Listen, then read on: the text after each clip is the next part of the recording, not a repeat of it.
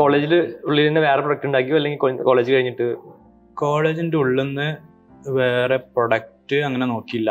Side products ഉണ്ടായിരുന്നു. നമ്മളിപ്പം എൻ്റെ കറന്റ് കോ ഫൗണ്ടർ അസ്ലം, പിന്നെ നമ്മൾ സെബാസ്റ്റ്യൻ എന്ന് പറഞ്ഞ വേറെ ഉണ്ടായിരുന്നു.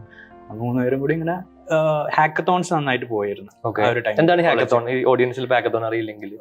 ഹാക്കത്തോൺസ് മീൻസ് 24 hours ഉള്ളിൽ ഒരു ഫിനിഷ്ഡ് പ്രൊഡക്റ്റ് ഡെവലപ്പ് ചെയ്യാം. അതായത് from idea stage two production, അതായത് റെഡി യൂസേഴ്സ് ഉപയോഗിക്കാൻ പറ്റുന്ന ഒരു സ്റ്റേജിലേക്ക് എത്തിക്കുക എന്നുള്ള ഒരു കാര്യമാണ്. അപ്പോൾ അത് ഒന്നെങ്കിൽ അത് ചില കമ്മ്യൂണിറ്റീസ് ആയിരിക്കും നടത്തുക, അല്ലെങ്കിൽ കമ്പനി ആണെങ്കിൽ അവരുടെ തീമിനനുസരിച്ച് അങ്ങനെ ഉണ്ടാക്കാൻ പറ്റുക.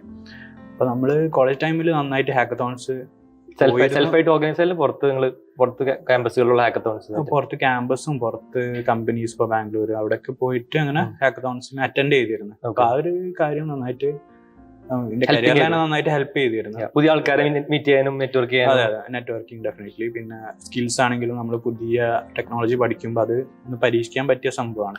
ഹാക്കത്തോൺ ആകുമ്പോൾ നമ്മൾ എന്തായാലും റിയൽ പ്രൊഡക്റ്റ് മേ ബി ഉണ്ടാക്കുന്നുണ്ടാവില്ല, പക്ഷെ ടൈം വെച്ചിട്ട് ഇത്രയും ലേൺ ചെയ്ത് ആ 24 hours ഉള്ളിൽ ഒരു പ്രൊഡക്റ്റ് ഉണ്ടാക്കുക എന്ന് പറഞ്ഞാൽ അത്രയും ഒരു ടഫ് സംഭവം തന്നെയാണ്. ചില കമ്പനീസ് ഒക്കെ months or years, may be years എടുക്കുന്ന സംഭവം ഒരു 24 hours ഉള്ളിൽ ഡെവലപ്പ് ചെയ്യാനുള്ള. അപ്പൊ അതുകൊണ്ട് നമുക്ക് സ്കിൽസ് ഒക്കെ ഒന്ന് അടിപൊളിയാക്കാൻ പറ്റി ആ ഒരു കോളേജ് ടൈമിൽ തന്നെ.